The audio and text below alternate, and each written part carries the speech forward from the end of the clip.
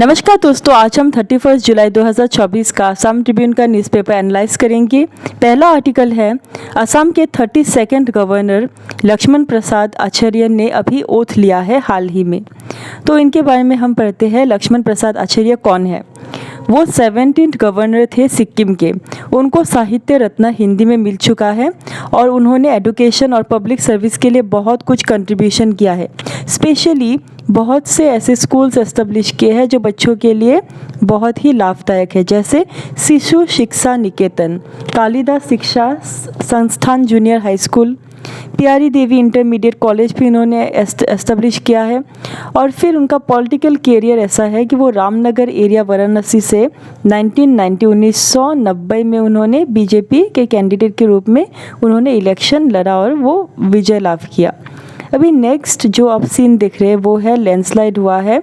कहाँ पे लैंडस्लाइड हुआ है? केरला का एक डिस्ट्रिक्ट है, वहाँ पे लैंडस्लाइड हुआ है और सिचुएशन बहुत ही ज़्यादा ख़राब है। हम देख सकते हैं कि यहाँ पे बहुत से लोगों की मृत्यु हुई है। तो इतनी ही खबर थी।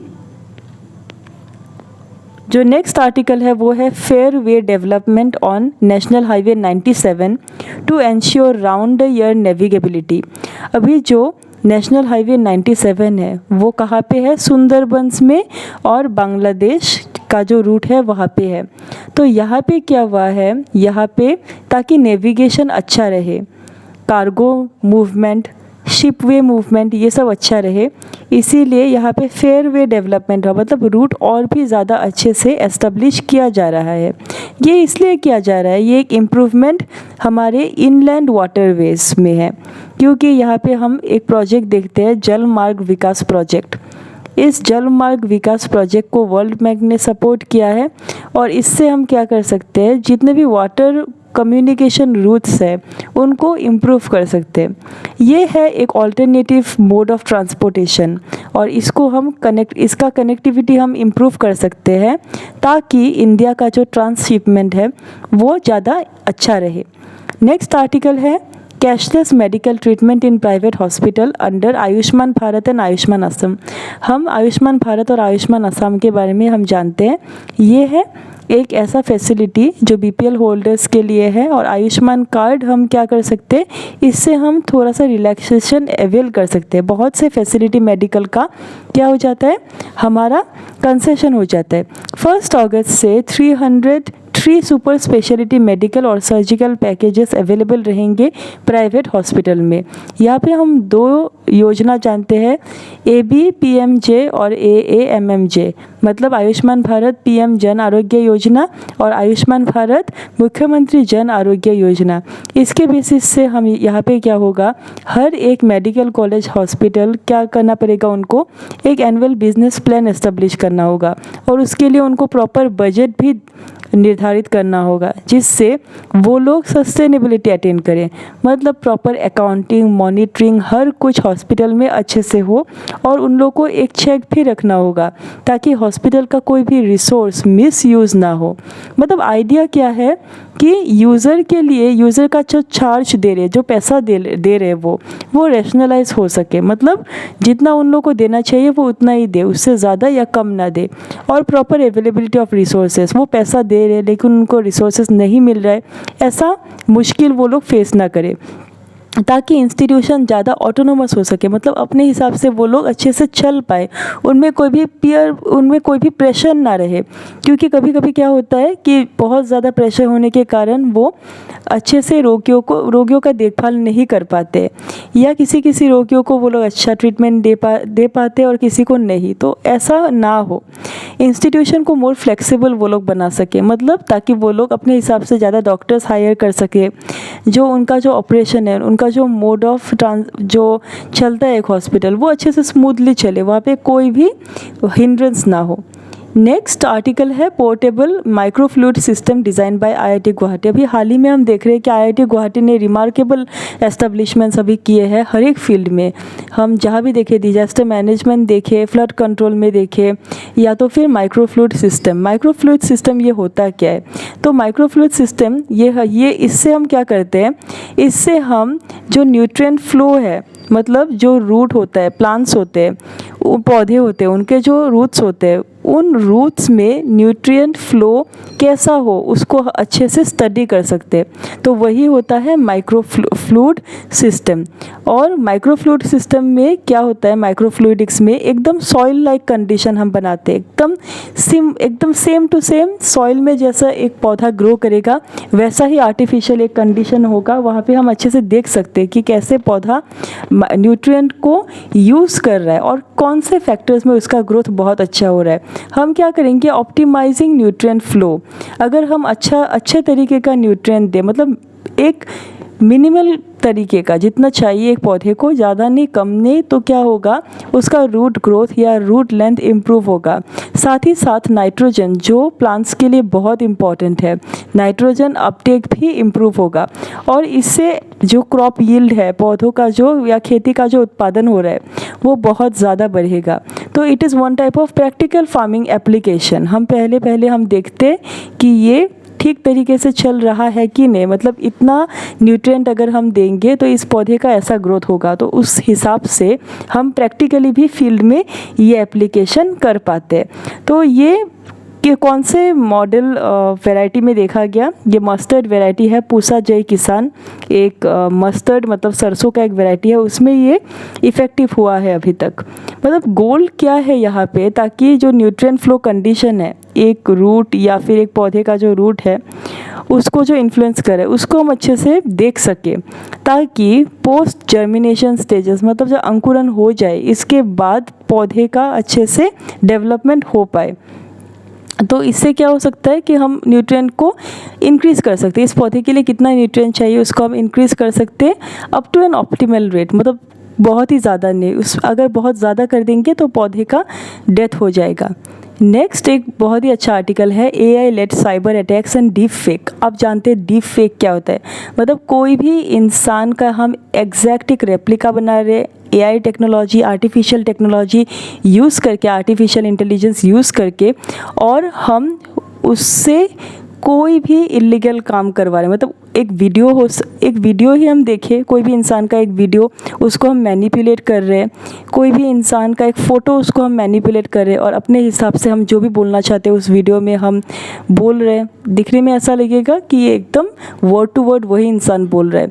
ऐसे हम देख सकते हैं कि AI टेक्नोलॉजी से बहुत से पुराने जो सिंगर्स है या अभी जो इस दुनिया में नहीं है वैसे दिग्गज लोगों के भी अभी वीडियोस रिलीज़ हो रहे हैं। तो वो अच्छे वीडियोस है, क्योंकि लता मंगेशकर जी या कोई भी ऐसे सिंगर्स हैं, पुराने जो ब्लैक एंड वाइट एक्टर्स हैं, उनका भी हम देख पा रहे हैं कि उनका अच्छा जो वीडियो है वो अच्छे से कलर में अभी पाया जा रहा है। तो वो सब ठीक है, लेकिन AI टेक्नोलॉजी साइबर अटैक्स में कैसे अभी काम कर रहा है ये बहुत ही डेंजरस है। AI का 90% अच्छा ही यूज़ है, लेकिन बाकी 10% AI का बहुत ख़राब यूज़ हो रहा है अभी, और इसको ही हमें कॉम्बैट करना है, इसको हमें कंट्रोल करना है। डीप फेक क्या होता है, मैलिशियस एक्टर, जो हैकर्स होते हैं, एथिकल हैकर्स नहीं, जो ऐसे हैकर्स होते हैं जो रूल्स फॉलो नहीं करते, अगेंस्ट गवर्नमेंट रूल्स, वैसे वो लोग काम करते, वो आर्टिफिशियल इंटेलिजेंस टेक्नोलॉजी यूज़ करते ताकि वो चेंज करे, ऑल्टर करे या मैनिपुलेट करे विजुअल और ऑडियो कंटेंट। तो साइबर सिक्योरिटी एजेंसी है, सिंगापुर का एक साइबर एजेंसी है, उसने क्या बोला है कि उसने वार्निंग दिया है, जो साइबर अटैक्स करते हैं malicious actor using AI technology, उससे बहुत ही नुकसान हो सकता है। ये कौन से इंडस्ट्री में ऐसा साइबर अटैक्स होता है, बैंकिंग और फिनेंशियल, क्योंकि यहाँ पे हम देखते हैं बहुत से transactions day to day banking और फिनेंशियल सर्विसेज में होता रहता है। तो 60% ऑफ द ऑर्गेनाइजेशन जो है वो फिशिंग अटैम्प्ट करते हैं। फिशिंग मतलब वो क्या करते हैं, इलीगली वो लोग डाटा लीकेज करते हैं, डाटा हो पैसा हो वो लोग बैंक से लीक करके ले जाते हैं, क्योंकि वो बहुत सेंसिटिव होता है। और पर्सनल डिटेल्स, अगर लॉगिन क्रेडेंशियल्स, कोई भी, अगर आपका आधार नंबर चला जाए, अगर आपका जो भी एड्रेस है ये सब चला जाए, ऐसे हमने देखा है कि पीपल, वो लोग जो होते हैं ना, ईच एंड एवरीथिंग वो सोशल मीडिया पे शेयर करते हैं, और इस हिसाब से कभी उन लोगों का क्या होता है कि जो डाटाज होते हैं, जो बहुत ज़्यादा वैल्यूएबल और बहुत ज़्यादा इम्पॉर्टेंट सेंसिटिव कंटेंट है, वो हैकर्स यूज़ करते हैं। तो इसीलिए अभी जो साइबर सिक्योरिटी है, साइबर सिक्योरिटी वेंडर्स है, उन्होंने बहुत से ऐसे जो अटैक्स है वो उन्होंने देखा है, स्पेशली रैंसमवेयर अटैक।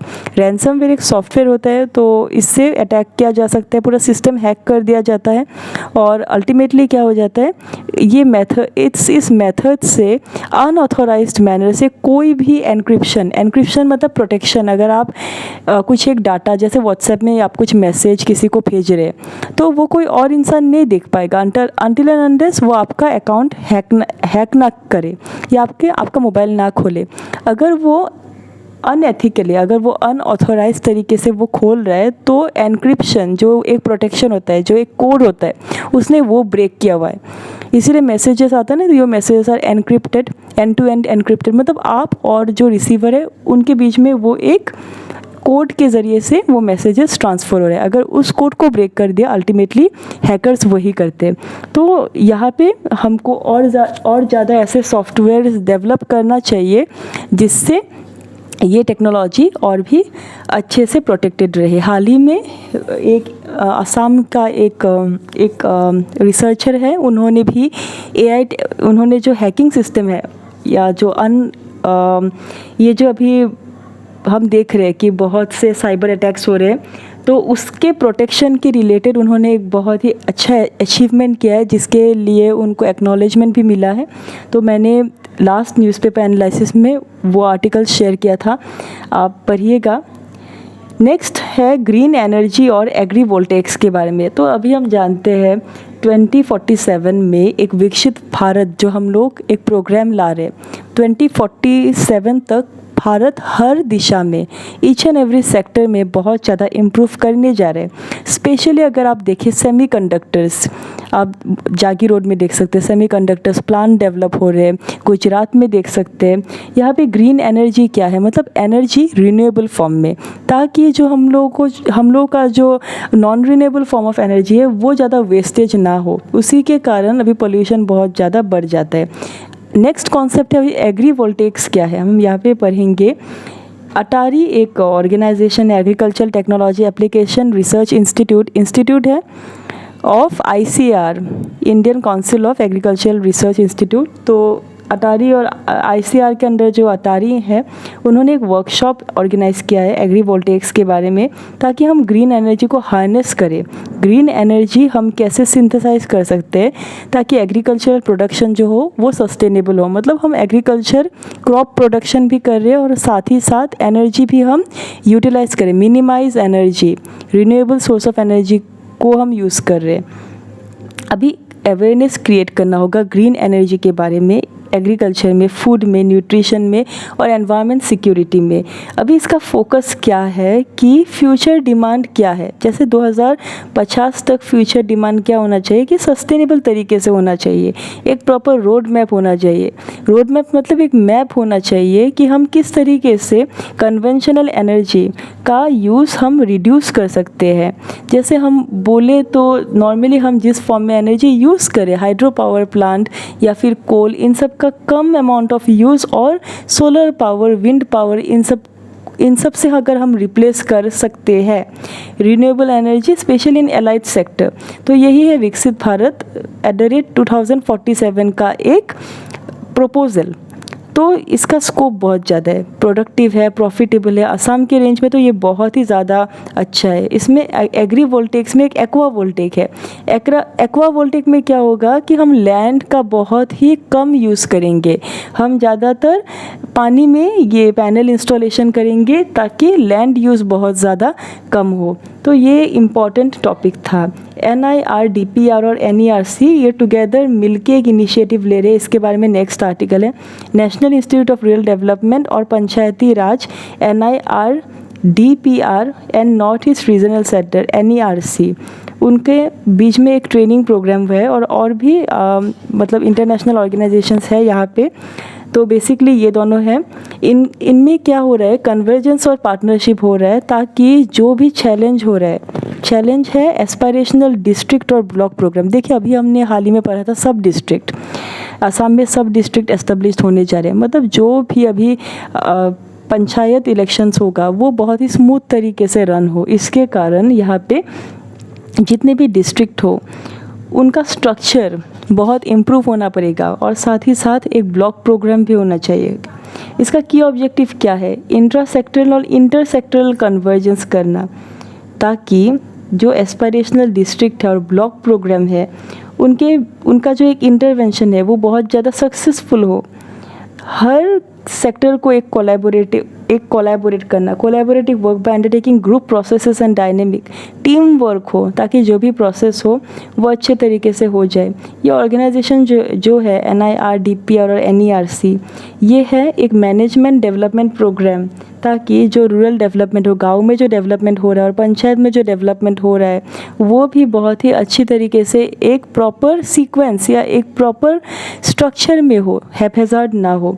कोलैबोरेशन होना चाहिए बहुत से डेवलपमेंटल सेक्टर में, हर एक सेक्टर में, एनर्जी हो, एडुकेशन हो, बहुत से सेक्टर्स में कोलैबोरेशन होना चाहिए, ताकि जो एस्पायरेशनल डिस्ट्रिक्ट है और ब्लॉक प्रोग्राम है उसका एम फुलफ़िल हो।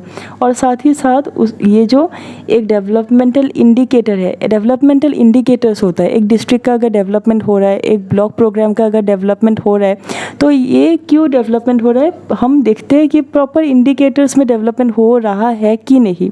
मतलब हेल्थ में, एडुकेशन में, इंफ्रास्ट्रक्चर में, ये प्रॉपर इंडिकेटर्स होते हैं, वह यहाँ पे अच्छे से डेवलपमेंट हो रहा है कि नहीं। तो उन इंडिकेटर्स का एक्सेलरेशन, मतलब और भी बढ़ावा देना। फिर जो सस्टेनेबल डेवलपमेंट गोल है, हमारा सस्टेनेबल डेवलपमेंट गोल्स है, तो वो सस्टेनेबल डेवलपमेंट गोल अचीव कर पा रहे हैं कि नहीं। फिर एक है cross sector partnership between civil society organisation और गवर्नमेंट। जो भी सिविल सोसाइटी है और गवर्नमेंट डिपार्टमेंट है उनके बीच में एक अच्छा सा कोलैबोरेशन, ताकि कहीं पे भी गैप ना रहे, गवर्नेंस का गैप ना रहे, कल्चरल बैरियर ना रहे या ट्रस्ट इशू, लोगों का ट्रस्ट गवर्नमेंट से हट ना जाए। और नेक्स्ट है essential for successful implementation of agenda 2030। Agenda 2030 बहुत इंपॉर्टेंट है। हम लोग का 2030 का एक एजेंडा है कि बहुत से सेक्टर्स में हम एक अच्छा सा इम्प्रूवमेंट लाएंगे, और इसीलिए ये एजेंडा 2030 को नज़रिए में रखते हुए ये प्रोग्राम, ये वर्कशॉप हाल ही में लॉन्च हुआ था।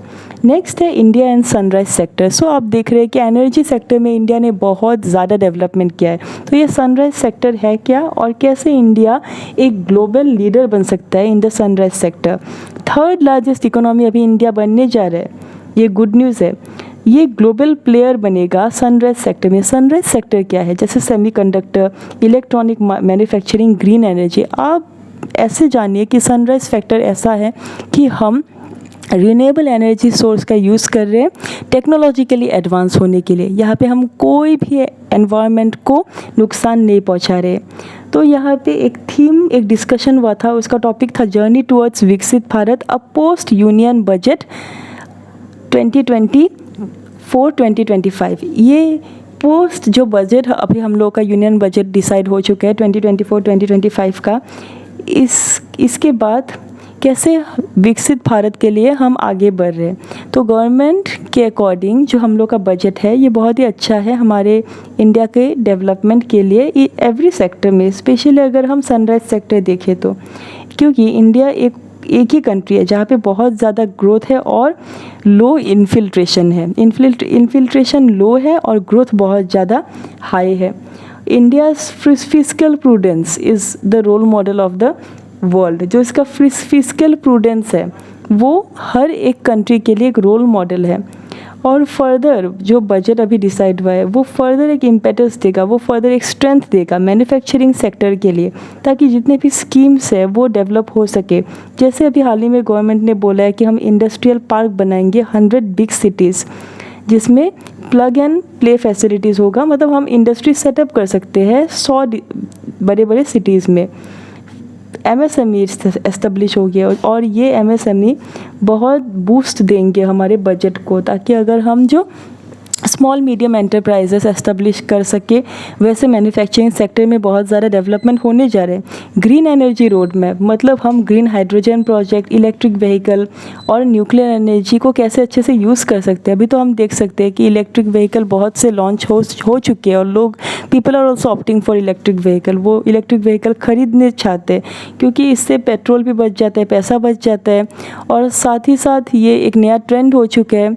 सो ये बहुत ही अच्छा इम्पॉर्टेंट आर्टिकल था कि ये सनराइज सेक्टर होता क्या है।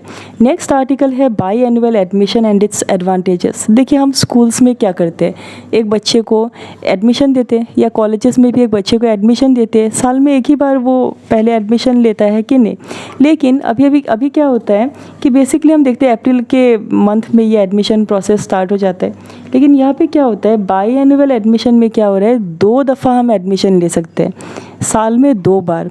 ये एक्चुअली नया कॉन्सेप्ट नहीं है, जो बाहर के जो स्कूल्स है ये ग्लोबली ये कॉन्सेप्ट है ही, लेकिन इंडिया में अभी जैसे दिल्ली में हम ले सकते हैं, ये बाई एनुअल एडमिशन ये स्टार्ट हो चुका है। ये बहुत ज़्यादा अच्छा इनिशिएटिव है ताकि बच्चे हायर एजुकेशन ले सकें।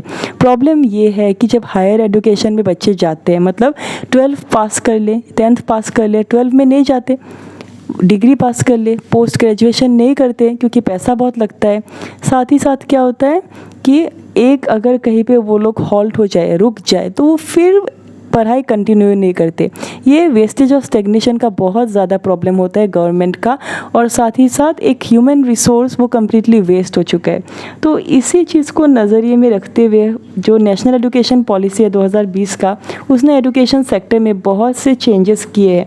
तो वन ऑफ द चेंज ये है कि जो इंडियन नेशनल इंस्टीट्यूट है, they will also have to go at par with the global institution, मतलब उनको भी हाथ मिलाना होगा ग्लोबल इंस्टीट्यूशन का जैसा सिस्टम है उस हिसाब से। क्योंकि अभी ऐसा नहीं रहा कि हम इंडिया में पढ़ाई करते या इंडिया के स्टूडेंट्स, बाहर के स्टूडेंट्स इंडिया में नहीं आते। अभी ग्लोबलाइजेशन प्रोसेस बहुत ज़्यादा हो चुका है, अर्थ श्रिंक हो चुका है।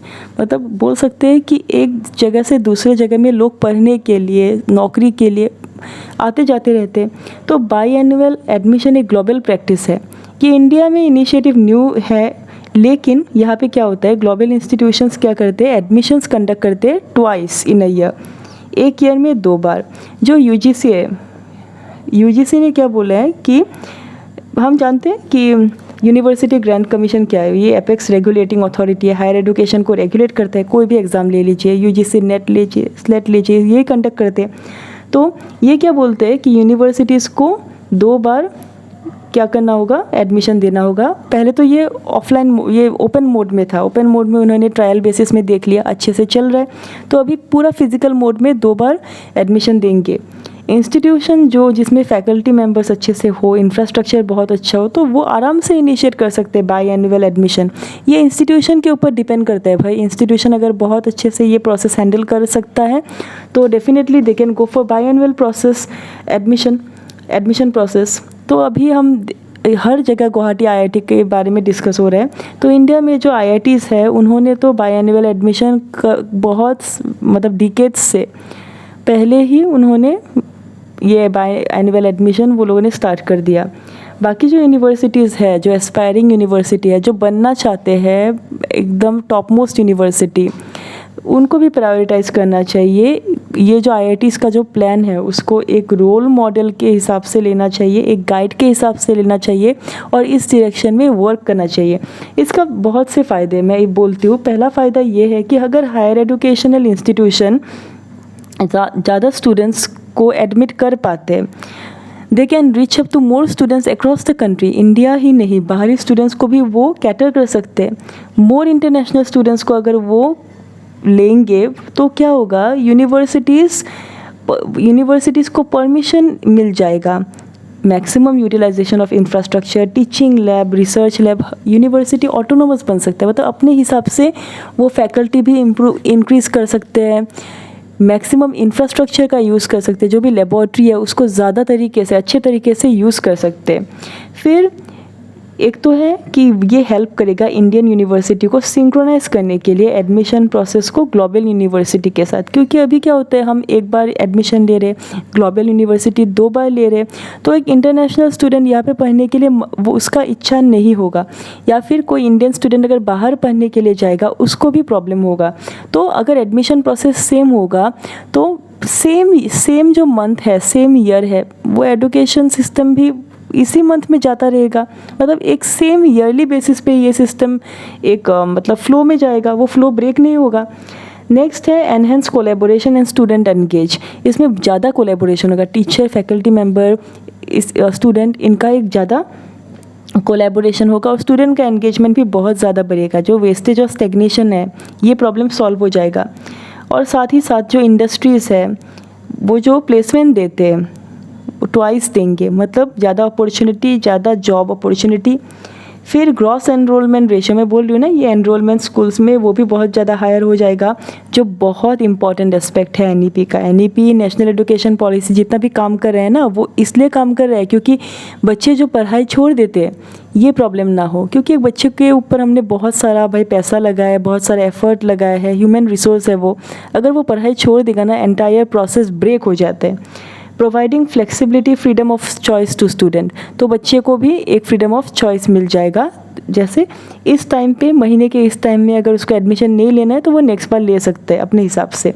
नेक्स्ट है कैपेसिटी बिल्डिंग ऑफ फैकल्टी भी इम्प्रूव हो जाएगा, क्योंकि अगर ज़्यादा स्टूडेंट्स आएंगे, अगर एजुकेशन सिस्टम और इलाबोरेट होगा तो फैकल्टी भी स्ट्रॉन्गर फैकल्टी आ जाएंगे, ज़्यादा हम ट्रेंड टीचर्स हम लोग को मिल जाएंगे।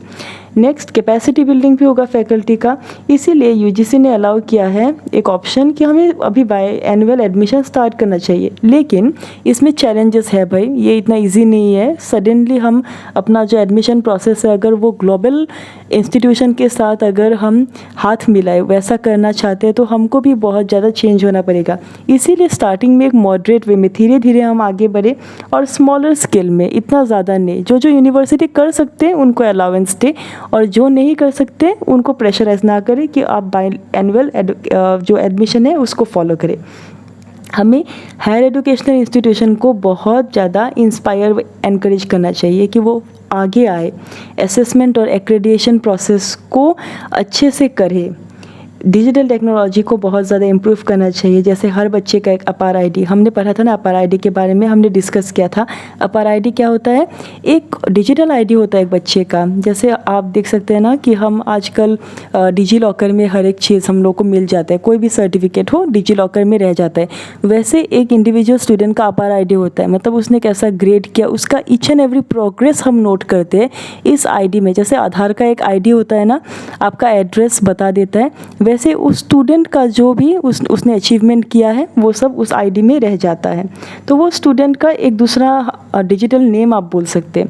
नेक्स्ट है इंस्टीट्यूशन को एक बाई एनुअल एडमिशन एक जो हम अडॉप्ट करेंगे ना, नॉट ऑन पहले स्टैट्यूटरी बॉडीज़ जो भी उसका एकेडमिक काउंसिल है, एग्जीक्यूटिव काउंसिल है, उन सबको बाई एनुअल एडमिशन अडॉप्ट करना चाहिए। फिर नेसेसरी चेंजेस कर सकते हैं हम इंस्टीट्यूशनल रेगुलेशंस के ऊपर। तो ऐसे ही हम बाय एनुअल एडमिशन नहीं कर सकते। ईच एंड एवरी स्कूल का जो ईच एंड एवरी सेक्टर होता है ना, एकेडमिक काउंसिल, एग्जीक्यूटिव काउंसिल, हर चीज़ में हर एक पॉइंट पे चेंजेस आएगा। ओवरऑल जो हम चेंज देख रहे हैं उसका जो माइनर लेवल में, उसका जो माइक्रो लेवल में चेंज हो रहा है वो हम नज़रअंदाज नहीं कर सकते।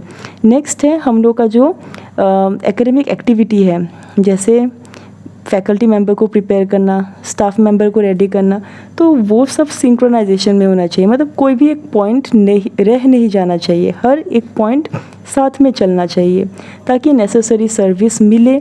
क्योंकि ये बाई एनुअल एडमिशन के लिए बहुत इम्पॉर्टेंट है। अगर उसको रियलिटी बनाना है, मतलब पेपर वर्क्स में वो ना रह जाए, रियल में वो बने, इसके लिए इम्पॉर्टेंट है कि हर एक फ्रेगमेंट अच्छे से रेडी हो एक इंस्टीट्यूशन का, फैकल्टी हो, स्टूडेंट हो, स्टाफ हो, इंफ्रास्ट्रक्चर हो। तो ये एक बहुत अच्छा आर्टिकल था। Till then bye bye.